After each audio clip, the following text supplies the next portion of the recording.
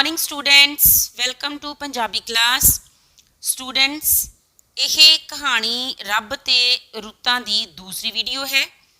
ये कहानी ICSE board द्वारा निर्धारित पुस्तक कथा संवेदना के सफ़ा नंबर 45 उपर दर्ज है। कहानी रब ते रुत्तां नूं डॉक्टर दलीप कौर टिवाणा वर्गी उगी कहानीकार की कलम की शो प्राप्त है। वीडियो नंबर 1 विच असी कहानी रब ते रुत्तां दे सार बारे चर्चा कर चुके हाँ अते टैक्सट बुक कथा संवेदना के सफ़ा नंबर 45 नाल संबंधित औखे शब्दां दे अर्थ अते पाठ समग्री उपर चर्चा कर चुके हाँ। इस कहानी की इस वीडियो नंबर 2 विच असी कहानी रब ते रुत्तां दे सफ़ा नंबर 46 अते 47 उपर विस्तार सहित चर्चा करांगे। पर इस तो पहला असी वीडियो नंबर 1 विच कीते काम नूं दोहरावांगे। डियर स्टूडेंट्स, पहली वीडियो विच असी कहानी रब ते रुत्तां दे सफ़ा नंबर 45 की रीडिंग की है, जिस तो उपरंत सानू यह प्रतੱਖ हुंदा है कि इस कहानी के मुख पात्र रब अते रुत्तां हन ते इस कहानी विच लेखका ने मनुख दे विग्यानक ढंगां नाल सिरजे जीवन के उपर चोट ਜਾਂ ਕਟਾਕਸ਼ ਕੀਤਾ ਹੈ ਤੇ ਮਨੁੱਖ ਨੂੰ ਕੁਦਰਤੀ ਸਾਧਨਾ ਦੇ ਨਾਲ ਇੱਕਮਿਕ ਹੋਣ ਦੀ ਸਿੱਖਿਆ ਦਿੱਤੀ ਹੈ ਤੇ ਇਹ ਪ੍ਰਤੱਖ ਕੀਤਾ ਹੈ ਕਿ ਮਨੁੱਖੀ ਜੀਵਨ ਕੁਦਰਤੀ ਸਾਧਨਾ ਨਾਲ ਇੱਕਮਿਕ ਹੋ ਕੇ ਹੀ ਸੁਹਾਵਣਾ ਹੋ ਸਕਦਾ ਹੈ। ਇਸ ਲਈ ਮਨੁੱਖ ਨੂੰ ਰੁੱਤਾਂ ਦਾ ਆਨੰਦ ਮਾਣਨਾ ਚਾਹੀਦਾ ਹੈ। ਕਹਾਣੀ ਦੇ ਆਰੰਭ ਵਿੱਚ ਅਸੀਂ ਵੇਖਦੇ ਹਾਂ ਕਿ ਉਸ ਸਮੇਂ ਦਾ ਜ਼ਿਕਰ ਕੀਤਾ ਗਿਆ ਹੈ ਜਦੋਂ ਰੱਬ ਉੱਪਰ ਸਵਰਗ ਵਿੱਚ ਰਹਿੰਦਾ ਸੀ ਅਤੇ ਸ੍ਰਿਸ਼ਟੀ ਦੀ ਰਚਨਾ ਨਾ ਹੋਣ ਕਰਕੇ ਸਵਰਗ ਤੋਂ ਹੇਠਾਂ ਹਰ ਪਾਸੇ ਅੰਧਕਾਰ ਅਤੇ ਹਨੇਰਾ ਸੀ। ਰੱਬ ਸ੍ਰਿਸ਼ਟੀ ਦੀ ਸਿਰਜਣਾ ਦੇ ਵਿਚਾਰ ਵਿੱਚ ਖੁੱਭਿਆ ਇੱਕ ਨਦੀ ਦੇ ਕੰਢੇ ਘੁੰਮ ਰਿਹਾ ਹੁੰਦਾ ਹੈ, ਪਰ ਬੱਦਲਾਂ ਦੇ ਗਰਜਣ ਨਾਲ ਉਸ ਦੀ ਇਕਾਗਰਤਾ ਭੰਗ ਹੋ ਜਾਂਦੀ ਹੈ। ਉਹ ਖਿੱਝ ਕੇ ਸਾਰੀਆਂ ਰੁੱਤਾਂ ਨੂੰ ਸਿਰਜੀ ਜਾ ਰਹੀ ਸ੍ਰਿਸ਼ਟੀ ਤੇ ਵਾਰੀ-ਵਾਰੀ ਪਹਿਰਾ ਦੇਣ ਲਈ ਧਰਤੀ ਤੇ ਹੇਠਾਂ ਭੇਜ ਦਿੰਦਾ ਹੈ। ਰੁੱਤਾਂ ਮਨੁੱਖੀ ਜੀਵਨ ਤੇ ਕਾਬੂ ਪਾ ਲੈਂਦੀਆਂ ਹਨ। ਉਹ ਕਦੇ ਹੜ੍ਹ, ਕਦੀ ਗਰਮੀ ਤੇ ਕਦੀ ਸੋਕੇ ਦੇ ਰੂਪ ਵਿੱਚ ਮਨੁੱਖਾਂ ਨਾਲ ਮਸ਼ਕਰੀਆਂ ਕਰਨੀਆਂ ਆਰੰਭ ਕਰ ਦਿੰਦੀਆਂ ਹਨ। ਇਸ ਤਰ੍ਹਾਂ ਮਨੁੱਖ ਇਹਨਾਂ ਰੁੱਤਾਂ ਦੇ ਪ੍ਰਭਾਵ ਤੋਂ ਬਚਣ ਲਈ ਪਹਿਲਾਂ ਖੋਲੇ, ਕੰਦਰਾਂ, ਛਪਰੀਆਂ, ਕੋਠੀਆਂ ਤੇ ਘਰਾਂ ਤੋਂ ਬੰਗਲਿਆਂ ਤੱਕ ਪਹੁੰਚਦਾ ਹੈ ਤੇ ਫਿਰ ਉਹ ਹੌਲੀ-ਹੌਲੀ ਵਿਗਿਆਨਕ ਤਰੱਕੀ ਕਰਕੇ ਹੜ੍ਹ, ਸੋਕੇ ਅਤੇ ਗਰਮੀ ਆਦਿ ਦੇ ਪ੍ਰਭਾਵ ਤੋਂ ਆਪਣੇ ਆਪ ਨੂੰ ਮੁਕਤ ਕਰ ਲੈਂਦਾ ਹੈ, ਜਿਸ ਕਰਕੇ ਰੁੱਤਾਂ ਨੂੰ ਇਹ ਪ੍ਰਤੀਤ ਹੁੰਦਾ ਹੈ ਕਿ ਹੁਣ ਧਰਤੀ ਉੱਪਰ ਉਹਨਾਂ ਦੀ ਲੋੜ ਨਹੀਂ ਰਹੀ ਤੇ ਉਹ ਮਨੁੱਖੀ ਵਿਹਾਰ ਤੋਂ ਨਿਰਾਸ਼ ਹੋ ਜਾਂਦੀਆਂ ਹਨ। ਹਾਂਜੀ ਸਟੂਡੈਂਟਸ, ਇਹ ਪੇਜ ਨੰਬਰ 45 ਉੱਪਰ ਕੀਤੀ ਰੀਡਿੰਗ ਦੀ ਸਮਰੀ ਸੀ ਤੇ ਹੁਣ ਅਸੀਂ ਪੇਜ ਨੰਬਰ 46 ਅਤੇ 47 ਦੇ ਔਖੇ ਸ਼ਬਦਾਂ ਦੇ ਅਰਥ ਡਿਸਕਸ ਕਰਾਂਗੇ ਤੇ ਇਸ ਤੋਂ ਉਪਰੰਤ ਇਹਨਾਂ ਸਫ਼ਿਆਂ ਦੀ ਪਾਠ ਸਮੱਗਰੀ ਦੀ ਵਿਸਥਾਰ ਸਹਿਤ ਰੀਡਿੰਗ ਅਤੇ ਚਰਚਾ ਕਰਾਂਗੇ। ਹਾਂਜੀ, ਪੇਜ ਨੰਬਰ 46। ਸਭ ਤੋਂ ਪਹਿਲਾਂ ਇਸ ਪੇਜ ਦੇ ਅਸੀਂ ਔਖੇ ਸ਼ਬਦਾਂ ਦੇ ਅਰਥ ਡਿਸਕਸ ਕਰਾਂਗੇ। ਫਸਟ ਵਰਡ ਹੈ ਉਦਾਸ, ਮਤਲਬ ਦੁਖੀ। ਅਗਲਾ ਸ਼ਬਦ ਹੈ ਅਰਜ਼ ਗੁਜ਼ਾਰੀ, ਬੇਨਤੀ ਕੀਤੀ ਜਾਂ ਅਰਜ਼ੋਈ ਕੀਤੀ। ਅਗਲਾ ਸ਼ਬਦ ਹੈ ਆਥਣ, ਭਾਵ ਸ਼ਾਮ ਦਾ ਸਮਾਂ। ਸੈਣਤਾ, ਸੈਣਤਾ ਤੋਂ ਭਾਵ ਹੈ ਸੰਕੇਤ ਜਾਂ ਇਸ਼ਾਰੇ ਕਰਨਾ। ਕੰਨੀਆਂ, ਕੰਨੀਆਂ ਦਾ ਸ਼ਾਬਦਿਕ ਅਰਥ ਹੁੰਦਾ ਹੈ ਪੱਲੇ ਜਾਂ ਨੁਕਰਾਂ। ਇੱਥੇ ਕਿਤਾਬ ਦੇ ਅਨੁਸਾਰ ਜਾਂ ਇਹਨਾਂ ਸਤਰਾਂ ਦੇ ਅਨੁਸਾਰ ਇਸ ਦਾ ਅਰਥ ਹੈ ਪੱਲਿਆਂ ਨਾਲ। ਸਾਡਾ ਅਗਲਾ ਸ਼ਬਦ ਹੈ ਜਾਣੂ। ਜਾਣੂ ਤੋਂ ਭਾਵ ਜਾਣਕਾਰ ਜਾਂ ਵਾਕਫ। ਗਿਰਾਈ, ਗਿਰਾਈ ਭਾਵ ਕਿ ਪਿੰਡ ਦਾ ਜਾਂ ਜਿਸ ਇਲਾਕੇ ਦਾ ਕੋਈ ਰਹਿਣ ਵਾਲਾ ਹੋਵੇ ਉੱਥੋਂ ਦਾ ਹੀ ਰਹਿਣ ਵਾਲਾ। ਹਾਂਜੀ, ਅਗਲਾ ਸ਼ਬਦ ਹੈ ਤਾੜੀ। ਤਾੜੀ ਤੋਂ ਭਾਵ ਬੰਦ ਕੀਤਾ ਹੋਇਆ। ਹੋਕਾ ਦੇ ਰਿਹਾ ਸੀ ਭਾਵ ਕਿ ਆਵਾਜ਼ ਦੇ ਰਿਹਾ ਸੀ। ਨਾਓ ਪੇਜ ਨੰਬਰ 47। 47 ਦੇ ਉੱਪਰ ਸਭ ਤੋਂ ਪਹਿਲੇ ਡਿਫਿਕਲਟ ਸ਼ਬਦ ਹੈ ਝੱਗੇ ਵਾਲਾ। ਝੱਗੇ ਤੋਂ ਭਾਵ ਹੈ ਕਮੀਜ਼, ਭਾਵ ਕਿ ਕਮੀਜ਼ ਵਾਲਾ। ਅਗਲਾ ਸ਼ਬਦ ਹੈ ਮਸਾਂ, ਮੁਸ਼ਕਲ ਨਾਲ, ਬੜੀ ਕਠਿਨਾਈ ਦੇ ਨਾਲ। ਜੱਕੋ ਤੱਕੋ ਭਾਵ ਦੁਚਿੱਤੀ ਵਿੱਚ, ਸ਼ਸ਼ੋ ਪੰਜ ਦੇ ਵਿੱਚ। ਮੁੱਲ ਕੀਮਤ।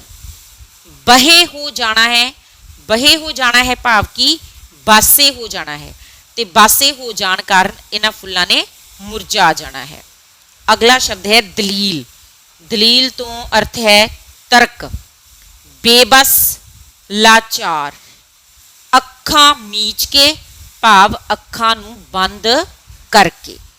ਵਗਾਹ ਮਾਰਿਆ, ਜ਼ੋਰ ਨਾਲ ਸੁੱਟਿਆ। ਨੈਕਸਟ ਵਰਡ ਹੈ ਚਮਕ। ਚਮਕ ਤੋਂ ਭਾਵ ਹੈ ਲਿਸ਼ਕ। ਸਿਰ ਢੱਕ ਲੈ, ਢੱਕ ਲੈ ਤੋਂ ਭਾਵ ਕੱਜ ਲੈ। ਸਾਊ ਤੋਂ ਭਾਵ ਸ਼ਰੀਫ। ਅਗਲਾ ਸ਼ਬਦ ਹੈ ਕਣੀਆਂ। ਕਣੀਆਂ ਤੋਂ ਭਾਵ ਮੀਂਹ ਦੀਆਂ ਬੂੰਦਾਂ। ਬਰਸਾਤੀਆਂ, ਮੀਂਹ ਦੇ ਪਾਣੀ ਤੋਂ ਬਚਾਉਣ ਵਾਲਾ ਵਸਤਰ। ਅਸੀਂ ਪੇਜ ਨੰਬਰ 46 ਤੇ 47 ਦੇ ਔਖੇ ਸ਼ਬਦਾਂ ਨੂੰ ਡਿਸਕਸ ਕਰ ਚੁੱਕੇ ਹਾਂ। ਹੁਣ ਅਸੀਂ ਪੇਜ ਨੰਬਰ 46 ਦੀ ਪਾਠ ਸਮੱਗਰੀ ਨੂੰ ਰੀਡ ਕਰਾਂਗੇ ਤੇ ਇਸ ਨੂੰ ਵਿਸਥਾਰ ਸਹਿਤ ਡਿਸਕਸ ਕਰਾਂਗੇ। ਰੁੱਤਾਂ ਉਦਾਸ ਹੋ ਗਈਆਂ, ਉਹ ਰਲ ਕੇ ਰੱਬ ਕੋਲ ਗਈਆਂ। ਰਾਮ ਜੀ, ਧਰਤੀ ਉੱਤੇ ਸਾਡੀ ਕੋਈ ਲੋੜ ਨਹੀਂ, ਸਾਨੂੰ ਪਰਤ ਆਉਣ ਦੀ ਆਗਿਆ ਦਿਓ। ਹਾਂਜੀ, ਹੁਣ ਕਹਾਣੀ ਦੇ ਅਨੁਸਾਰ ਕੀ ਹੁੰਦਾ ਹੈ ਕਿ ਜਦੋਂ ਮਨੁੱਖ ਵਿਗਿਆਨਕ ਤਰੱਕੀ ਕਰ ਲੈਂਦਾ ਹੈ ਤੇ ਰੁੱਤਾਂ ਮਨੁੱਖਾਂ ਦੇ ਅੱਗੇ ਬੇਵੱਸ ਹੋ ਜਾਂਦੀਆਂ ਹਨ, ਤਾਂ ਉਹ ਮਨੁੱਖੀ ਵਿਹਾਰ ਤੋਂ ਨਿਰਾਸ਼ ਹੋ ਕੇ ਵਾਪਸ ਸਵਰਗ ਵਿੱਚ ਜਾਂਦੀਆਂ ਹਨ ਤੇ ਰੱਬ ਕੋਲ ਰਲ ਕੇ ਇਹ ਅਰਜ਼ੋਈ ਕਰਦੀਆਂ, ਕਹਿੰਦੀਆਂ ਹਨ ਕਿ ਉਹਨਾਂ ਦੀ ਹੁਣ ਧਰਤੀ ਉੱਪਰ ਲੋੜ ਨਹੀਂ ਹੈ, ਇਸ ਲਈ ਉਹਨਾਂ ਨੂੰ ਸਵਰਗ ਵਿੱਚ ਵਾਪਸ ਆਉਣ ਦੀ ਆਗਿਆ ਦੇ ਦਿੱਤੀ ਜਾਵੇ। ਇਹ ਕਿਵੇਂ ਹੋ ਸਕਦਾ ਹੈ? ਰੱਬ ਨੇ ਹੈਰਾਨ ਹੋ ਕੇ ਪੁੱਛਿਆ। ਆਪ ਚੱਲ ਕੇ ਵੇਖ ਲਓ ਬੇਸ਼ੱਕ, ਰੁੱਤਾਂ ਨੇ ਅਰਜ਼ ਗੁਜ਼ਾਰੀ। ਹੁਣ ਜਦੋਂ ਰੁੱਤਾਂ ਰੱਬ ਅੱਗੇ ਇਹ ਅਰਜ਼ੋਈ ਕਰਦੀਆਂ ਹਨ ਕਿ ਧਰਤੀ ਉੱਪਰ ਉਹਨਾਂ ਦੀ ਲੋੜ ਨਹੀਂ ਹੈ, ਇਸ ਲਈ ਉਹਨਾਂ ਨੂੰ ਵਾਪਸ ਬੁਲਾ ਲਿਆ ਜਾਵੇ, ਤਾਂ ਰੱਬ ਰੁੱਤਾਂ ਦੀ ਇਸ ਅਰਜ਼ੋਈ ਤੇ ਹੈਰਾਨ ਹੋ ਜਾਂਦਾ ਹੈ ਤੇ ਸਵਾਲੀਆ ਲਹਿਜ਼ੇ ਵਿੱਚ ਕਹਿੰਦਾ ਹੈ ਕਿ ਇਹ ਹੋਣਾ ਅਸੰਭਵ ਹੈ, ਕਿ ਇਹ ਗੱਲ ਉਸ ਨੂੰ ਸੰਭਵ ਨਹੀਂ ਲੱਗਦੀ ਕਿ ਧਰਤੀ ਉੱਪਰ ਰੁੱਤਾਂ ਦੀ ਜ਼ਰੂਰਤ ਨਹੀਂ ਹੈ। ਜਦੋਂ ਰੱਬ ਰੁੱਤਾਂ ਦੀ ਇਸ ਗੱਲ ਤੇ ਸ਼ੰਕਾ ਜ਼ਾਹਿਰ ਕਰਦਾ ਹੈ, ਤਾਂ ਫਿਰ ਰੁੱਤਾਂ ਦੁਬਾਰਾ ਉਸ ਅੱਗੇ ਇਹ ਬੇਨਤੀ ਕਰਦੀਆਂ ਹਨ ਕਿ ਉਹ ਉਹਨਾਂ ਦੀ ਗੱਲ ਵਿਚਲੀ ਸੱਚਾਈ ਨੂੰ ਪਰਖਣ ਲਈ ਆਪ ਧਰਤੀ ਤੇ ਜਾ ਕੇ ਵੇਖ ਲੈਣ। ਰੱਬ ਇੱਕ ਨਿੱਕੀ ਜਿਹੀ ਚਿੜੀ ਬਣ ਕੇ ਧਰਤੀ ਉੱਤੇ ਰੁੱਤਾਂ ਦੀ ਸ਼ਿਕਾਇਤ ਬਾਰੇ ਜਾਂਚ ਪੜਤਾਲ ਕਰਨ ਆ ਗਿਆ। ਵੇਲਾ ਆਥਣ ਦਾ ਸੀ, ਰੁੱਤ ਬਹਾਰ ਦੀ ਸੀ, ਅਸਮਾਨ ਉੱਤੇ ਬੱਦਲ ਘਿਰ ਆਏ। ਹਾਂਜੀ, ਕਹਾਣੀ ਵਿੱਚ ਫਿਰ ਕੀ ਵਾਪਰਦਾ ਹੈ ਕਿ ਰੁੱਤਾਂ ਦੀ ਸ਼ਿਕਾਇਤ ਤੇ ਉਸ ਦੀ ਪਰਖ ਕਰਨ ਲਈ ਰੱਬ ਇੱਕ ਚਿੜੀ ਦਾ ਰੂਪ ਧਾਰਨ ਕਰਦਾ ਹੈ ਤੇ ਰੁੱਤਾਂ ਦੀ ਗੱਲ ਵਿਚਲੀ ਸੱਚਾਈ ਨੂੰ ਜਾਣਨ ਲਈ ਆਪ ਧਰਤੀ ਦੇ ਉੱਪਰ ਆ ਜਾਂਦਾ ਹੈ। ਜਦੋਂ ਰੱਬ ਧਰਤੀ ਤੇ ਪਹੁੰਚਦਾ ਹੈ ਤੇ ਉਸ ਸਮੇਂ ਧਰਤੀ ਤੇ ਸ਼ਾਮ ਦਾ ਸਮਾਂ ਹੁੰਦਾ ਹੈ ਤੇ ਬਹਾਰ ਦਾ ਮੌਸਮ ਚੱਲ ਰਿਹਾ ਹੁੰਦਾ ਹੈ। ਬਹਾਰ ਦੇ ਮੌਸਮ ਤੋਂ ਭਾਵ ਇੱਥੇ ਬਰਸਾਤ ਦਾ ਮੌਸਮ ਹੈ, ਜਿਸ ਕਰਕੇ ਧਰਤੀ ਉੱਪਰ ਰੱਬ ਆ ਕੇ ਕੀ ਵੇਖਦਾ ਹੈ ਕਿ ਅਸਮਾਨ ਉੱਤੇ ਕਾਲੇ ਕਾਲੇ ਬੱਦਲ ਛਾਏ ਹੋਏ ਸਨ। ਮੋਰਾਂ ਨੇ ਖੰਭ ਖਿਲਾਰ ਕੇ, ਝੂਮ ਝੂਮ ਕੇ, ਨੱਚ ਨੱਚ ਕੇ ਬੱਦਲਾਂ ਨੂੰ ਧਰਤੀ ਉੱਤੇ ਉਤਰ ਆਉਣ ਲਈ ਕਿਹਾ। ਉਸ ਸਮੇਂ ਰੱਬ ਨੇ ਵੇਖਿਆ ਕਿ ਅਸਮਾਨ ਉੱਤੇ ਘਿਰੇ ਹੋਏ ਕਾਲੇ ਬੱਦਲ ਵੇਖ ਕੇ ਮੋਰ ਆਪਣੇ ਖੰਭ ਖਿਲਾਰ ਖਿਲਾਰ ਕੇ, ਝੂਮ ਝੂਮ ਕੇ ਇਸ ਤਰ੍ਹਾਂ ਨੱਚ ਰਹੇ ਸਨ ਕਿ ਉਹਨਾਂ ਨੂੰ ਨੱਚਦਿਆਂ ਹੋਇਆਂ ਵੇਖ ਕੇ ਇਹ ਪ੍ਰਤੀਤ ਹੋ ਰਿਹਾ ਸੀ ਕਿ ਜਿਵੇਂ ਉਹਨਾਂ ਨੇ ਹੀ ਬੱਦਲਾਂ ਨੂੰ ਧਰਤੀ ਉੱਤੇ ਆਉਣ ਲਈ ਸੱਦਿਆ ਹੋਵੇ। ਜੰਗਲੀ ਫੁੱਲ ਇੱਕ ਦੂਜੇ ਵੱਲ ਸੈਨਤਾਂ ਕਰ ਕਰ ਹੱਸ ਰਹੇ ਸਨ। ਨਿੱਕੇ ਨਿੱਕੇ ਪੰਛੀ ਫੁੱਲਾਂ ਦੇ ਪੱਤਿਆਂ ਦੇ ਪਪੀਹਿਆਂ ਦੇ ਗੀਤ ਹਵਾ ਦੀਆਂ ਕੰਨੀਆਂ ਨਾਲ ਬੰਨ ਬੰਨ ਆਪਣੇ ਮਿੱਤਰ ਪਿਆਰਿਆਂ ਵੱਲ ਭੇਜ ਰਹੇ ਸਨ। ਇਸ ਤਰ੍ਹਾਂ ਰੱਬ ਆ ਕੇ ਕੀ ਵੇਖਦਾ ਹੈ ਕਿ ਧਰਤੀ ਦਾ ਕੁਦਰਤੀ ਵਾਤਾਵਰਣ ਬਹੁਤ ਹੀ ਸੁਹਾਵਣਾ ਸੀ। ਜਿੱਥੇ ਬੱਦਲ ਘਿਰੇ ਹੋਏ ਸਨ, ਮੋਰ ਨੱਚ ਰਹੇ ਸਨ, ਉੱਥੇ ਰੱਬ ਨੂੰ ਇੰਜ ਲੱਗਦਾ ਹੈ ਕਿ ਜਿਵੇਂ ਜੰਗਲੀ ਫੁੱਲ ਵੀ ਇੰਨੇ ਖੁਸ਼ੀ ਭਰੇ ਰੌਂ ਵਿੱਚ ਹੋਣ ਕਿ ਇੱਕ ਦੂਜੇ ਵੱਲ ਇਸ਼ਾਰੇ ਕਰ ਕਰਕੇ ਹੱਸ ਰਹੇ ਹੋਣ। ਰੱਬ ਨੂੰ ਇੰਜ ਲੱਗਦਾ ਹੈ ਕਿ ਜਿਵੇਂ ਧਰਤੀ ਉੱਪਰਲੇ ਨਿੱਕੇ ਨਿੱਕੇ ਪੰਛੀ ਫੁੱਲਾਂ ਦੇ ਪੱਤਿਆਂ ਦੇ ਤੇ ਪਪੀਹਿਆਂ ਦੇ ਗੀਤਾਂ ਨੂੰ ਹਵਾ ਦੇ ਕਿਨਾਰਿਆਂ ਨਾਲ ਬੰਨ ਕੇ, ਭਾਵ ਕਿ ਹਵਾ ਦੇ ਜ਼ਰੀਏ ਇੱਕ ਪਾਸਿਓਂ ਦੂਜੇ ਪਾਸੇ ਆਪਣੇ ਮਿੱਤਰ ਪਿਆਰਿਆਂ ਵੱਲ ਘੱਲ ਰਹੇ ਹਨ। ਇਹ ਧਰਤੀ ਤਾਂ ਬੜੀ ਸੋਹਣੀ ਥਾਂ ਹੈ, ਰੱਬ ਨੇ ਬਹਾਰ ਨੂੰ ਆਖਿਆ। ਇਸ ਤਰ੍ਹਾਂ ਕੀ ਹੁੰਦਾ ਹੈ ਕਿ ਜਦੋਂ ਰੱਬ ਪਹਿਲੀ ਨਜ਼ਰੇ ਧਰਤੀ ਦਾ ਵਾਤਾਵਰਣ ਵੇਖਦਾ ਹੈ ਤਾਂ ਉਸ ਨੂੰ ਧਰਤੀ ਦਾ ਮੌਸਮ, ਧਰਤੀ ਦਾ ਵਾਤਾਵਰਣ ਬਹੁਤ ਹੀ ਸੁਹਾਵਣਾ ਲੱਗਦਾ ਹੈ ਤੇ ਉਹ ਧਰਤੀ ਦੀ ਸਿਫਤ ਕਰਦਾ ਹੈ। ਇੰਨੇ ਨੂੰ ਇੱਕ ਸ਼ਹਿਰ ਆ ਗਿਆ, ਬੜੀ ਭੀੜ ਸੀ, ਬੜਾ ਰੌਲਾ ਸੀ, ਹਰ ਕੋਈ ਹੀ ਜਿਵੇਂ ਗੁਆਚਿਆ ਹੋਇਆ ਸੀ। ਕੀ ਹੁੰਦਾ ਹੈ ਕਿ ਪਹਿਲੇ ਪਹਿਲ ਰੱਬ ਇੱਕ ਜੰਗਲ ਦਾ ਦ੍ਰਿਸ਼ ਵੇਖਦਾ ਹੈ ਤੇ ਕੁਦਰਤੀ ਵਾਤਾਵਰਣ ਦੇਖ ਕੇ ਉਹ ਧਰਤੀ ਦੀ ਸਿਫਤ ਕਰਦਾ ਹੈ। ਪਰ ਜੰਗਲ ਚੋਂ ਨਿਕਲ ਕੇ ਜਦੋਂ ਉਹ ਇੱਕ ਸ਼ਹਿਰ ਵੱਲ ਆਉਂਦਾ ਹੈ ਤਾਂ ਫਿਰ ਸ਼ਹਿਰ ਵਿੱਚ ਭੀੜ ਭੜੱਕਾ, ਰੌਲਾ ਰੱਪਾ ਵੇਖਦਾ ਹੈ ਤੇ ਉਹ ਕੀ ਵੇਖਦਾ ਹੈ ਕਿ ਜਿਵੇਂ ਉੱਥੋਂ ਦਾ ਹਰ ਇੱਕ ਮਨੁੱਖ ਆਪਣੇ ਆਪ ਵਿੱਚ ਹੀ ਗਵਾਚਿਆ ਹੋਇਆ ਸੀ। ਸਾਰੇ ਲੋਕ ਹੀ ਜਿਵੇਂ ਅਸਮਾਨ ਤੋਂ ਡਿੱਗੇ ਹੋਣ, ਕਿਸੇ ਦਾ ਕੋਈ ਕੁਝ ਲੱਗਦਾ ਨਹੀਂ ਸੀ, ਕਿਸੇ ਦਾ ਕੋਈ ਜਾਣੂ ਨਹੀਂ ਸੀ, ਇੱਥੋਂ ਤੱਕ ਕਿ ਕਿਸੇ ਦਾ ਕੋਈ ਗਿਰਾਈ ਵੀ ਪ੍ਰਤੀਤ ਨਹੀਂ ਸੀ ਹੁੰਦਾ। ਰੱਬ ਨੇ ਕੀ ਮਹਿਸੂਸ ਕੀਤਾ ਕਿ ਸ਼ਹਿਰੀ ਜੀਵਨ ਇਸ ਤਰ੍ਹਾਂ ਦਾ ਸੀ ਕਿ ਜਿੱਥੇ ਕੋਈ ਵੀ ਮਨੁੱਖ ਕਿਸੇ ਨਾਲ ਕੋਈ ਸਰੋਕਾਰ ਨਹੀਂ ਰੱਖ ਰਿਹਾ ਸੀ। ਸਾਰੇ ਇੰਜ ਲੱਗ ਰਹੇ ਸਨ ਜਿਵੇਂ ਅਸਮਾਨ ਤੋਂ ਡਿੱਗੇ ਹੋਣ, ਭਾਵ ਇੱਕ ਦੂਜੇ ਲਈ ਅਜਨਬੀ ਤੇ ਅਣਜਾਣ ਹੋਣ, ਕੋਈ ਕਿਸੇ ਦਾ ਵਾਕਫ ਨਾ ਹੋਵੇ ਤੇ ਕੋਈ ਕਿਸੇ ਦੇ ਪਿੰਡ ਦਾ, ਸ਼ਹਿਰ ਦਾ ਜਾਂ ਗਲੀ ਮੁਹੱਲੇ ਦਾ ਨਿਵਾਸੀ ਨਾ ਹੋਵੇ, ਭਾਵ ਕਿ ਉਹਨਾਂ ਮਨੁੱਖਾਂ ਵਿੱਚ ਕੋਈ ਵੀ ਆਪਸੀ ਸਾਂਝ ਰੱਬ ਨੂੰ ਪ੍ਰਤੀਤ ਨਹੀਂ ਹੋ ਰਹੀ ਸੀ। ਚਿੜੀ ਬਣੇ ਹੋਏ ਰੱਬ ਨੇ ਦੇਖਿਆ ਇਹ ਲੋਕ ਘੜੀ ਨੂੰ ਬੜੀ ਵਾਰੀ ਦੇਖਦੇ ਸਨ। ਕਿਸ ਲਈ? ਉਸਨੇ ਬਹਾਰ ਨੂੰ ਪੁੱਛਿਆ। ਹੁਣ ਰੱਬ ਨੇ ਇਹ ਵੇਖਿਆ ਕਿ ਸ਼ਹਿਰ ਦੇ ਇਹ ਲੋਕ ਵਾਰ-ਵਾਰ ਆਪਣੇ ਗੁੱਟ ਤੇ ਲੱਗੀ ਘੜੀ ਨੂੰ ਵੇਖ ਰਹੇ ਸਨ, ਭਾਵ ਸਮਾਂ ਵੇਖ ਰਹੇ ਸਨ। ਰੱਬ ਹੈਰਾਨੀ ਨਾਲ ਬਹਾਰ ਨੂੰ ਪੁੱਛਦਾ ਹੈ ਕਿ ਉਹ ਅਜਿਹਾ ਕਿਉਂ ਕਰ ਰਹੇ ਹਨ। ਭਾਵ ਇੱਥੋਂ ਇਹ ਪ੍ਰਤੱਖ ਹੁੰਦਾ ਹੈ ਕਿ ਸ਼ਹਿਰ ਦੇ ਲੋਕ ਇੰਨੇ ਮਸਰੂਫ ਸਨ, ਇੰਨੇ ਕੰਮਾਂ ਕਾਰਾਂ ਵਿੱਚ ਰੁੱਝੇ ਹੋਏ ਸਨ ਕਿ ਉਹਨਾਂ ਦੀ ਜ਼ਿੰਦਗੀ ਵਿੱਚ ਹਫੜਾ ਦਫੜੀ ਸੀ, ਸਮੇਂ ਦੇ ਮੁਤਾਬਕ ਉਹਨਾਂ ਦੀ ਜ਼ਿੰਦਗੀ ਵਿੱਚ ਬੜੀ ਦੌੜ ਭੱਜ ਸੀ। ਇਸ ਲਈ ਉਹ ਵਾਰ-ਵਾਰ ਸਮੇਂ ਨੂੰ ਵੇਖਦੇ ਸਨ, ਸਮੇਂ ਨੂੰ ਲੈ ਕੇ ਉਤਾਵਲੇ ਸਨ ਤੇ ਰੱਬ ਨੂੰ ਇਹ ਗੱਲ ਸਮਝ ਨਹੀਂ ਆਉਂਦੀ ਤੇ ਉਹ ਇਸ ਦੀ ਪੁੱਛ ਪੜਤਾਲ ਬਹਾਰ ਤੋਂ ਕਰਦਾ ਹੈ। ਚਿੜੀਆਂ ਲੈ ਲਓ ਰੰਗ ਬਰੰਗੀਆਂ ਚਿੜੀਆਂ, ਪਿੰਜਰੇ ਵਿੱਚ ਕਿੰਨੀਆਂ ਸਾਰੀਆਂ ਚਿੜੀਆਂ ਤਾੜੀ, ਨਿੱਕੇ ਨਿੱਕੇ ਪਿੰਜਰਿਆਂ ਦਾ ਥੱਬਾ ਮੋਢੇ ਸੁੱਟੀ ਇੱਕ ਭਾਈ ਹੋਕਾ ਦੇ ਰਿਹਾ ਸੀ। ਇੰਨੀ ਦੇਰ ਨੂੰ ਕੀ ਹੁੰਦਾ ਹੈ ਕਿ ਰੱਬ ਦੇ ਕੰਨਾਂ ਵਿੱਚ ਇੱਕ ਹੋਕਾ ਪੈਂਦਾ ਹੈ। ਇਹ ਹੋਕਾ ਇੱਕ ਭਾਈ ਦਾ ਸੀ ਜਿਸ ਨੇ ਬਹੁਤ ਸਾਰੀਆਂ ਚਿੜੀਆਂ ਨੂੰ ਪਿੰਜਰੇ ਵਿੱਚ ਬੰਦ ਕਰਕੇ ਉਹਨਾਂ ਦਾ ਥੱਬਾ ਆਪਣੇ ਮੋਢੇ ਉੱਤੇ ਸੁੱਟਿਆ ਹੋਇਆ ਸੀ।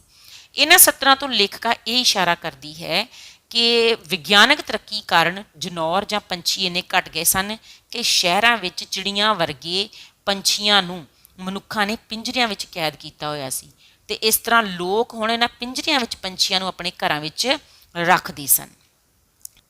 ਨਾਓ ਪੇਜ ਨੰਬਰ 47। ਚਿੜੀ ਬਣੇ ਰੱਬ ਨੇ ਦੇਖਿਆ ਤੇ ਉਹ ਘਬਰਾ ਗਿਆ। ਹੁਣ ਕੀ ਹੋਇਆ ਕਿ ਰੱਬ ਜੋ ਕਿ ਖੁਦ ਇੱਕ ਚਿੜੀ ਦਾ ਰੂਪ ਲੈ ਕੇ ਧਰਤੀ ਤੇ ਆਇਆ ਸੀ, ਜਦੋਂ ਉਹ ਚਿੜੀਆਂ ਨੂੰ ਪਿੰਜਰੇ ਵਿੱਚ ਦੇਖਦਾ ਹੈ ਤਾਂ ਉਹ ਘਬਰਾ ਜਾਂਦਾ ਹੈ। ਉਹਦੀ ਘਬਰਾਹਟ ਦਾ ਕਾਰਨ ਇਹ ਹੁੰਦਾ ਹੈ ਕਿ ਕਿਤੇ ਮਨੁੱਖਾਂ ਦੁਆਰਾ ਉਸ ਨੂੰ ਵੀ ਫੜ ਕੇ ਪਿੰਜਰੇ ਵਿੱਚ ਚਿੜੀ ਦੇ ਰੂਪ ਵਿੱਚ ਬੰਦ ਨਾ ਕਰ ਦਿੱਤਾ ਜਾਵੇ। ਉੱਥੋਂ ਛੇਤੀ ਦੇ ਕੇ ਉੱਡ ਕੇ ਉਹ ਇੱਕ ਮੰਦਰ ਵਿੱਚ ਜਾ ਵੜਿਆ। ਤਾਜ਼ੇ ਮੋਤੀਏ ਦਾ ਹਾਰ 2-2 ਆਨੇ, ਮੰਦਰ ਦੇ ਬਾਹਰ ਨੰਗੇ ਪੈਰੀਂ ਪਾਟੇ ਹੋਏ ਝੱਗੇ ਵਾਲਾ ਇੱਕ ਮੁੰਡਾ ਹਾਰ ਵੇਚ ਰਿਹਾ ਸੀ। ਹੁਣ ਚਿੜੀਆਂ ਦੇ ਪਿੰਜਰਿਆਂ ਨੂੰ ਵੇਖ ਕੇ ਰੱਬ ਘਬਰਾ ਜਾਂਦਾ ਹੈ ਤੇ ਇਸ ਘਬਰਾਹਟ ਵਿੱਚ ਉਹ ਕਾਲੀ ਕਾਲੀ ਉੱਥੋਂ ਉੱਡ ਕੇ ਇੱਕ ਮੰਦਰ ਵਿੱਚ ਜਾ ਵੜਦਾ ਹੈ। ਮੰਦਰ ਵਿੱਚ ਦੇ ਬਾਹਰ ਜਾ ਕੇ ਉਹ ਕੀ ਵੇਖਦਾ ਹੈ ਕਿ ਇੱਕ ਬਹੁਤ ਹੀ ਖਸਤਾ ਹਾਲਤ ਵਿੱਚ ਮੁੰਡਾ ਸੀ ਜਿਸ ਨੇ ਪਾਟੇ ਪੁਰਾਣੇ ਕੱਪੜੇ ਪਾਏ ਹੋਏ ਸਨ ਤੇ ਪੈਰਾਂ ਤੋਂ ਨੰਗਾ ਸੀ। ਉਹ ਤਾਜ਼ੇ ਮੋਤੀਏ ਦੇ ਹਾਰ 2-2 ਆਨੇ ਵਿੱਚ ਵੇਚ ਰਿਹਾ ਸੀ। ਲੈ ਫੜ 1.5 ਆਨਾ ਦੇ ਹਾਰ, ਆਪਣਾ ਢਿੱਡ ਮਸਾਂ ਸੰਭਾਲੀ ਆ ਰਹੇ ਇੱਕ ਤਿਲਕਧਾਰੀ ਲਾਲੇ ਨੇ ਪੈਸੇ ਮੁੰਡੇ ਦੇ ਹੱਥ ਵਿੱਚ ਦਿੰਦਿਆਂ ਕਿਹਾ। ਫਿਰ ਚਿੜੀ ਬਣਿਆ ਰੱਬ ਕੀ ਵੇਖਦਾ ਹੈ ਕਿ ਉੱਥੇ ਮੰਦਰ ਦੇ ਵਿੱਚ ਇੱਕ ਮੋਟਾ ਢਿੱਡ ਲੈ ਕੇ ਇੱਕ ਲਾਲਾ, ਤਿਲਕਧਾਰੀ ਲਾਲਾ ਆਉਂਦਾ ਹੈ ਜੋ ਉਸ ਮੁੰਡੇ ਨੂੰ 1.5 ਆਨਾ ਦੇ ਕੇ ਇੱਕ ਹਾਰ ਦੇਣ ਲਈ ਕਹਿੰਦਾ ਹੈ। ਮੁੰਡਾ ਜੱਕੋ ਤੱਕੋ ਵਿੱਚ ਪੈ ਗਿਆ, ਜਿਵੇਂ ਉਸਨੇ ਪਹਿਲੇ ਹੀ ਬੜਾ ਘੱਟ ਮੁੱਲ ਦੱਸਿਆ ਸੀ। ਓਏ ਛੱਡ ਪਰੇ, ਇਹ ਵੀ ਕਿਹੜਾ ਕੋਈ ਖਾਣ ਦੀ ਚੀਜ਼ ਹੈ, ਹੋਰ 2 ਘੰਟੇ ਨੂੰ ਇਹਨਾਂ ਊਂ ਬਹੇ ਹੋ ਜਾਣਾ ਹੈ। ਲਾਲਾ ਜੀ ਨੇ ਸਿਆਣੀ ਦਲੀਲ ਦਿੱਤੀ। ਹਾਂਜੀ, ਹੁਣ ਕਹਾਣੀ ਵਿੱਚ ਕੀ ਹੁੰਦਾ ਹੈ ਕਿ ਜਦੋਂ ਲਾਲਾ 2 ਆਨੇ ਦੀ ਬਜਾਏ ਮੁੰਡੇ ਨੂੰ 1.5 ਆਨੇ ਵਿੱਚ ਹਾਰ ਦੇਣ ਲਈ ਕਹਿੰਦਾ ਹੈ ਤਾਂ ਉਹ ਗਰੀਬ ਮੁੰਡਾ ਦੁਚਿੱਤੀ ਵਿੱਚ ਸੋਚ ਵਿੱਚ ਪੈ ਜਾਂਦਾ ਹੈ। ਕਿਉਂ? ਕਿਉਂਕਿ ਉਹਨੂੰ ਪ੍ਰਤੀਤ ਹੋ ਰਿਹਾ ਸੀ ਕਿ ਸ਼ਾਇਦ ਉਹ ਪਹਿਲਾਂ ਹੀ ਹਾਰ ਬੜੇ ਸਸਤੇ ਵੇਚ ਰਿਹਾ ਸੀ ਤੇ ਲਾਲਾ ਉਸ ਨੂੰ ਹੋਰ ਸਸਤਾ ਦੇਣ ਲਈ ਕਹਿ ਰਿਹਾ ਸੀ। ਲਾਲਾ ਮੁੰਡੇ ਦੀ ਇਸ ਦੁਚਿੱਤੀ ਨੂੰ ਭਾਂਪ ਲੈਂਦਾ ਹੈ ਤੇ ਉਸ ਨੂੰ ਇੱਕ ਸਿਆਣੀ ਦਲੀਲ ਦਿੰਦਿਆਂ ਸਮਝਾਉਂਦਾ ਹੈ ਕਿ ਉਸ ਨੂੰ 1.5 ਆਨੇ ਵਿੱਚ ਇਹ ਹਾਰ ਵੇਚ ਦੇਣਾ ਚਾਹੀਦਾ ਹੈ, ਕਿਉਂਕਿ ਇਹ ਕੋਈ ਖਾਣ ਵਾਲੀ ਚੀਜ਼ ਤੇ ਹੈ ਨਹੀਂ ਜਿਸ ਨੂੰ ਉਹ ਅਗਲੇ ਦਿਨ ਵਾਸਤੇ ਰੱਖ ਲਵੇਗਾ। ਜੇਕਰ ਉਸਨੇ ਇਹ ਚੀਜ਼ ਨਾ ਵੇਚੀ ਤਾਂ 2 ਘੰਟਿਆਂ ਤੱਕ ਇਹਨਾਂ ਫੁੱਲਾਂ ਨੇ ਊਂ ਮੁਰਝਾ ਜਾਣਾ ਹੈ ਤੇ ਫਿਰ ਇਹਨਾਂ ਦੀ ਕੋਈ ਕੀਮਤ ਨਹੀਂ ਰਹਿਣੀ ਹੈ। ਗੱਲ ਮੁੰਡੇ ਨੂੰ ਸਮਝ ਆ ਗਈ। ਉਸਨੇ ਬੇਬਸ ਜਿਹਾ ਹੋ ਕੇ 1.5 ਆਨੇ ਨੂੰ ਹੀ ਹਾਰ ਦੇ ਦਿੱਤਾ।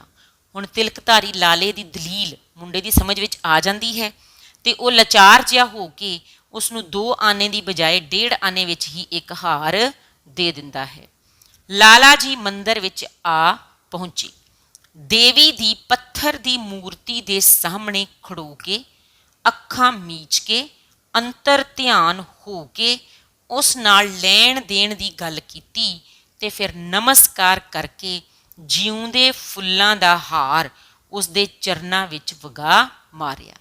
ਹਾਂਜੀ, ਇਹਨਾਂ ਸਤਰਾਂ ਦੇ ਵਿੱਚ ਲੇਖਕਾਂ ਨੇ ਵਿਅੰਗਮਈ ਸ਼ੈਲੀ ਦੀ ਵਰਤੋਂ ਕੀਤੀ ਹੈ ਤੇ ਇਹ ਸਪਸ਼ਟ ਕੀਤਾ ਹੈ ਕਿ ਉਹ ਲਾਲਾ 1.5 ਆਨੇ ਦਾ ਹਾਰ ਲੈ ਕੇ ਮੰਦਰ ਵਿੱਚ ਪਹੁੰਚ ਜਾਂਦਾ ਹੈ ਤੇ ਮੰਦਰ ਦੇ ਵਿੱਚ ਬਿਰਾਜਮਾਨ ਦੇਵੀ ਦੀ ਮੂਰਤੀ ਜੋ ਕਿ ਪੱਥਰ ਦੀ ਸੀ, ਔਰ ਪੱਥਰ ਦੀ ਮੂਰਤੀ ਬੇਜਾਨ ਮੂਰਤੀ ਹੁੰਦੀ ਹੈ, ਉਹਦੇ ਸਾਹਮਣੇ ਉਹ ਖੜੋ ਜਾਂਦਾ ਹੈ, ਅੱਖਾਂ ਬੰਦ ਕਰਦਾ ਹੈ, ਅੰਤਰ ਧਿਆਨ ਹੁੰਦਾ ਹੈ ਤੇ ਅੰਤਰ ਧਿਆਨ ਹੋ ਕੇ ਉਹ ਇੰਜ ਪ੍ਰਤੱਖ ਕਰਦਾ ਹੈ ਕਿ ਜਿਵੇਂ ਦੇਵੀ ਦੇ ਨਾਲ ਉਹ ਗੱਲਬਾਤ ਕਰ ਰਿਹਾ ਹੋਵੇ। ਕਿਉਂਕਿ ਉਹ ਇੱਕ ਲਾਲਾ ਸੀ ਤੇ ਲਾਲੇ ਦਾ ਕੰਮ ਵਪਾਰ ਕਰਨਾ ਹੁੰਦਾ ਹੈ, ਇਸ ਕਰਕੇ ਉਹਦੀ ਹਰ ਗੱਲ ਵਿੱਚ ਵਪਾਰ ਸੀ ਤੇ ਇੱਥੇ ਦੇਵੀ ਦੇ ਸਾਹਮਣੇ ਵੀ ਉਹ ਲੈਣ ਦੇਣ ਦੀ ਹੀ ਗੱਲ ਕਰਦਾ ਹੈ। ਲੈਣ ਦੇਣ ਤੋਂ ਭਾਵ ਇਹੀ ਹੈ ਕਿ ਦੇਵੀ ਉਹਦਾ ਕੋਈ ਕੰਮ ਸਫਲ ਕਰੇ ਤੇ ਇਸ ਦੇ ਬਦਲੇ ਉਹ ਉਸ ਦੇ ਅੱਗੇ ਕੋਈ ਮੰਨਤ ਪੂਰੀ ਕਰੇਗਾ ਜਾਂ ਕੁਝ ਚੜਾਵਾ ਚੜਾਵੇਗਾ। ਤੇ ਫਿਰ ਇਸ ਤਰ੍ਹਾਂ ਉਹ ਆਪਣੇ ਮਨ ਦੀ ਗੱਲ ਅੰਤਰ ਧਿਆਨ ਹੋ ਕੇ ਕਹਿੰਦਾ ਹੈ ਤੇ ਦੇਵੀ ਦੇ ਅੱਗੇ ਨਮਸਕਾਰ ਕਰਦਾ ਹੈ ਤੇ ਆਪਣੇ ਹੱਥ ਵਿੱਚ ਫੜੇ ਫੁੱਲ ਜੋ ਕਿ ਜੇ ਜਿਉਂਦੇ ਸਨ, ਤਾਜ਼ੇ ਸਨ, ਉਹਨਾਂ ਨੂੰ ਬੇਜਾਨ ਮੂਰਤੀ ਦੇ ਪੈਰਾਂ ਦੇ ਵਿੱਚ ਵਗਾ ਕੇ ਮਾਰਦਾ ਹੈ। ਰੱਬ ਮੰਦਰ ਵਿੱਚੋਂ ਬਾਹਰ ਆ ਗਿਆ। ਇੱਕ ਔਰਤ ਆਪਣੇ ਵਾਲਾਂ ਵਿੱਚ ਬੜਾ ਸੋਹਣਾ ਫੁੱਲ ਲਾਈ ਜਾ ਰਹੀ ਸੀ। ਉਹ ਔਰਤ ਆਪ ਵੀ ਬੜੀ ਸੋਹਣੀ ਸੀ। ਰੱਬ ਦੀਆਂ ਅੱਖਾਂ ਵਿੱਚ ਚਮਕ ਆ ਗਈ। ਸਿਰ ਢੱਕ ਲੈ ਸਾਊ, ਜ਼ਮਾਨਾ ਮਾੜਾ ਏ। ਉਸ ਔਰਤ ਨੂੰ ਮਗਰ ਆ ਰਹੀ ਇੱਕ ਬੁੱਢੀ ਜੋ ਸ਼ਾਇਦ ਉਸ ਦੀ ਔਰਤ ਦੀ ਸੱਸ ਸੀ ਨੇ ਕਿਹਾ। ਹਾਂਜੀ, ਹੁਣ ਮੰਦਰ ਦੇ ਦ੍ਰਿਸ਼ ਤੋਂ ਬਾਅਦ ਰੱਬ ਬਾਹਰ ਆ ਜਾਂਦਾ ਹੈ ਤੇ ਬਾਹਰ ਆ ਕੇ ਉਹ ਕੀ ਵੇਖਦਾ ਹੈ ਕਿ ਬਹੁਤ ਹੀ ਸੋਹਣੀ ਔਰਤ ਹੁੰਦੀ ਹੈ। ਉਸਨੇ ਆਪਣੇ ਸੋਹਣੇ ਵਾਲਾਂ ਵਿੱਚ ਫੁੱਲ ਟੰਗਿਆ ਹੁੰਦਾ ਹੈ। ਇਹ ਸੋਹਣੀ ਔਰਤ ਨੂੰ ਵੇਖ ਕੇ ਰੱਬ ਦੀਆਂ ਅੱਖਾਂ ਵਿੱਚ ਵੀ ਲਿਸ਼ਕ ਆ ਜਾਂਦੀ ਹੈ ਤੇ ਫਿਰ ਉਹ ਕੀ ਵੇਖਦਾ ਹੈ ਕਿ ਉਸ ਔਰਤ ਦੇ ਨਾਲ ਜਾ ਰਹੀ ਉਸ ਦੀ ਸੱਸ ਉਸ ਨੂੰ ਆਪਣਾ ਸਿਰ ਢੱਕਣ ਲਈ ਕਹਿੰਦੀ ਹੈ ਤੇ ਇਹ ਦਲੀਲ ਦਿੰਦੀ ਹੈ ਕਿ ਸਿਰ ਨੰਗਾ ਨਹੀਂ ਰੱਖਣਾ ਕਿਉਂਕਿ ਜ਼ਮਾਨਾ ਬੜਾ ਮਾੜਾ ਹੈ। ਆਗਿਆਕਾਰ ਧੀਆਂ ਨੋਹਾਂ ਵਾਂਗ ਉਸਨੇ ਸਿਰ ਢੱਕ ਲਿਆ। ਹਾਂਜੀ, ਕਿਸਨੇ ਸਿਰ ਢੱਕ ਲਿਆ? ਉਸ ਔਰਤ ਦੀ ਨੂੰਹ ਨੇ, ਜਿਸ ਨੂੰ ਉਹਨੇ ਇਹ ਤਾਕੀਦ ਕੀਤੀ ਸੀ ਕਿ ਜ਼ਮਾਨਾ ਮਾੜਾ ਹੈ, ਇਸ ਲਈ ਉਸਨੂੰ ਸਿਰ ਢੱਕ ਲੈਣਾ ਚਾਹੀਦਾ ਹੈ। ਤੇ ਨੂੰਹ ਆਪਣੀ ਸੱਸ ਦੀ ਆਗਿਆ ਮੰਨਦੀ ਹੈ ਤੇ ਸਾਊਆਂ ਵਾਂਗ ਆਪਣੇ ਸਿਰ ਨੂੰ ਆਪਣੇ ਚੁੰਨੀ ਦੇ ਪੱਲੇ ਨਾਲ ਢੱਕ ਲੈਂਦੀ ਹੈ। ਰੱਬ ਉਸ ਫੁੱਲ ਬਾਰੇ ਸੋਚਣ ਲੱਗਿਆ ਜਿਸ ਦਾ ਜ਼ਰੂਰ ਪੱਲੇ ਹੇਠਾਂ ਸਾਹ ਕੁੱਟਿਆ ਗਿਆ ਹੋਣਾ ਹੈ। ਹੁਣ ਜਦੋਂ ਉਹ ਔਰਤ ਆਪਣੇ ਸਿਰ ਦੇ ਉੱਪਰ ਪੱਲਾ ਲੈਂਦੀ ਹੈ ਤਾਂ ਉਹ ਫੁੱਲ ਢੱਕਿਆ ਜਾਂਦਾ ਹੈ। ਤਾਂ ਰੱਬ ਇਹ ਸੋਚਦਾ ਹੈ ਕਿ ਫੁੱਲ ਜਿਉਂਦਾ ਹੈ, ਇਸ ਕਰਕੇ ਉਸ ਪੱਲੇ ਦੇ ਹੇਠਾਂ ਜ਼ਰੂਰ ਉਹ ਮੁਰਝਾ ਜਾਵੇਗਾ। ਇੰਨੇ ਨੂੰ ਕਣੀਆਂ ਉਤਰ ਆਈਆਂ, ਆਵਾਜਾਈ ਹੋਰ ਤੇਜ਼ ਹੋ ਗਈ। ਹਾਂਜੀ, ਮੰਦਰ ਦੇ ਦ੍ਰਿਸ਼ ਤੋਂ ਬਾਅਦ ਜਦੋਂ ਉਹ ਸੋਹਣੀ ਔਰਤ ਨੂੰ ਵੇਖਦਾ ਹੈ ਤੇ ਉਸ ਦੇ ਸਿਰ ਉੱਪਰ ਲੱਗੇ ਫੁੱਲ ਬਾਰੇ ਸੋਚਦਾ ਹੈ ਤਾਂ ਉਸ ਤੋਂ ਬਾਅਦ ਕੀ ਹੁੰਦਾ ਹੈ ਕਿ ਮੀਂਹ ਦੀਆਂ ਬੂੰਦਾਂ ਪੈਣੀਆਂ ਸ਼ੁਰੂ ਹੋ ਜਾਂਦੀਆਂ ਹਨ ਤੇ ਮੀਂਹ ਪੈਣ ਕਰਕੇ ਆਵਾਜਾਈ ਤੇਜ਼ ਹੋ ਜਾਂਦੀ ਹੈ, ਭਾਵ ਕਿ ਉੱਥੇ ਚੱਲ ਰਹੇ ਲੋਕ ਕਾਹਲੀ ਵਿੱਚ ਹੋ ਜਾਂਦੇ ਹਨ ਤਾਂ ਕਿ ਉਹ ਮੀਂਹ ਦੀਆਂ ਬੂੰਦਾਂ ਤੋਂ ਭਿੱਜ ਨਾ ਜਾਣ। ਬਰਸਾਤੀਆਂ ਛਤਰੀਆਂ ਚਮਕਣ ਲੱਗੀਆਂ। ਲੋਕ ਤੇਜ਼ ਹੀ ਨਹੀਂ ਹੋ ਜਾਂਦੇ ਬਲਕਿ ਲੋਕ ਆਪਣੇ ਆਪ ਨੂੰ ਮੀਂਹ ਤੋਂ ਬਚਾਉਣ ਦੇ ਲਈ ਬਰਸਾਤੀਆਂ ਭਾਵ ਮੀਂਹ ਦੇ ਪਾਣੀ ਤੋਂ ਬਚਾਉਣ ਵਾਲਾ ਵਸਤਰ ਵੀ ਪਹਿਨ ਲੈਂਦੇ ਹਨ ਕਈ ਲੋਕ ਛਤਰੀਆਂ ਤਾਣ ਲੈਂਦੇ ਹਨ ਤੇ ਇਸ ਤਰ੍ਹਾਂ ਹਰ ਪਾਸੇ ਬਰਸਾਤੀਆਂ ਤੇ ਛਤਰੀਆਂ ਹੀ ਦਿਖਾਈ ਦੇਣ ਲੱਗ ਪੈਂਦੀਆਂ ਹਨ। ਸੋ ਇਹਨਾਂ ਸਤਰਾਂ ਤੋਂ ਇਹ ਪ੍ਰਤੱਖ ਹੁੰਦਾ ਹੈ ਕਿ ਲੋਕ ਮੀਂਹ ਦਾ ਆਨੰਦ ਨਹੀਂ ਮਾਣਦੇ, ਬਲਕਿ ਉਸ ਤੋਂ ਆਪਣੇ ਆਪ ਨੂੰ ਬਚਾਉਣ ਦੀ ਕੋਸ਼ਿਸ਼ ਕਰਦੇ ਹਨ।